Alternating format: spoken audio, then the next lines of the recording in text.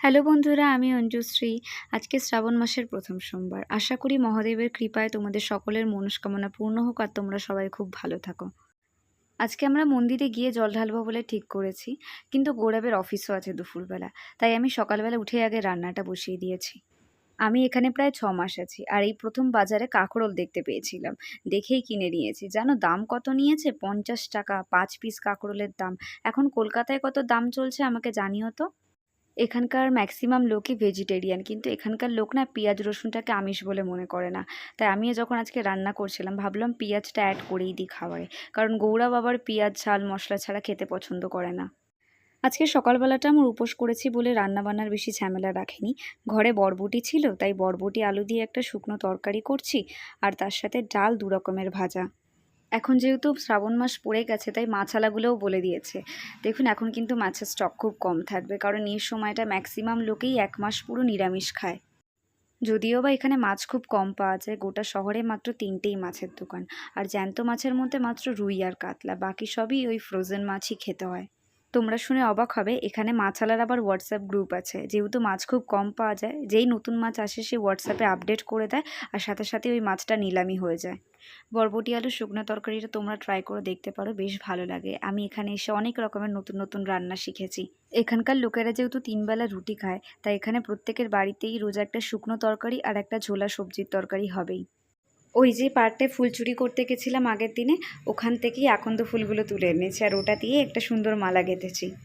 মন্দিরে গিয়ে দেখেছি এখানকার লোকজন শিব ঠাকুরকে গাঁজা পাতা অর্পণ করে বেলপাতার পাশাপাশি, তাই আমিও কয়েকটা গাঁজা পাতা তুলে এনেছি। এখানে কিন্তু গাঁজা গাছটা প্রচণ্ড পরিমাণে পাওয়া যায়, আমার বাড়ির পাশে তো প্রায় ভর্তি জঙ্গল। আমার পুজো দেওয়া কমপ্লিট, এবারে আমরা মন্দিরের দিকে রওনা দেব। মন্দিরের গেটে পৌঁছেই বুঝতে পেরেছি আজকে সকাল থেকেই ভীষণ ভিড় হবে। দেখুন মন্দিরটা কি সুন্দর করে সাজিয়েছে না? যেহেতু এই মন্দিরটা আম্বালা ক্যান্টনমেন্ট বোর্ডের আন্ডারে, তাই এই মন্দিরটা সম্পূর্ণ দেখাশোনা করার দায়িত্ব কিন্তু ইন্ডিয়ান আর্মির, আর ওখান থেকেই ওরা পুজো পাঠও করায়। এটাই সেই প্রাচীন শিব মন্দির যেখানে আমি শিবরাত্রির দিনও জল ঢালতে এসেছিলাম। আমরা জাস্ট পুজো দিয়ে বেরালাম, তার সাথে সাথেই দেখতে পাচ্ছ কতটা লাইন পড়ে গেছে। ভাগ্যিস আমরা দেরি করিনি।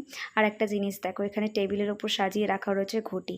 এখানে কিন্তু জল ঢালার জন্য বাড়ি থেকে ঘটি বয়ে আনার দরকার পড়ে না, এখানেই ঘটি রাখা থাকে, জল ঢেলে আবার ওখানে ফেরত দিয়ে দিতে হয়। এই পুকুরটার নাম হচ্ছে রানিকা তালাব, কারণ এখানকার যে মহারাজা ছিল আজ থেকে প্রায় 400 বছর আগে সেই মন্দিরটা বানিয়েছিল তার মহারানীর জন্য। সামনে যেহেতু বর্ষাকাল আসছে, যখন পুরো তালাবটা জলে ভরে যাবে তখন কিন্তু আরও সুন্দর লাগবে জায়গাটা দেখতে। এই প্রাচীন শিব মন্দিরের ভেতরে আরও বেশ কয়েকটা মন্দির আছে, আমরা এখন সেই দিকেই যাচ্ছি। সচরাচর এখানে এত ভিড় থাকে না, আজকে যেহেতু সোমবার এই জন্য প্রচণ্ড ভিড় রয়েছে। আমি যতবারই সোমবার করে আসি বা শনিবার করে আসি, আমি তখনই মন্দিরে ভিড় পাই। ওই দেখো সামনে পুকুরের পাশে একটা সূর্যদেবের মূর্তি বানানো রয়েছে, কত সুন্দর। আমরা এখন এর পাশ দিয়ে ঘুরবো পুরো জায়গাটাতে।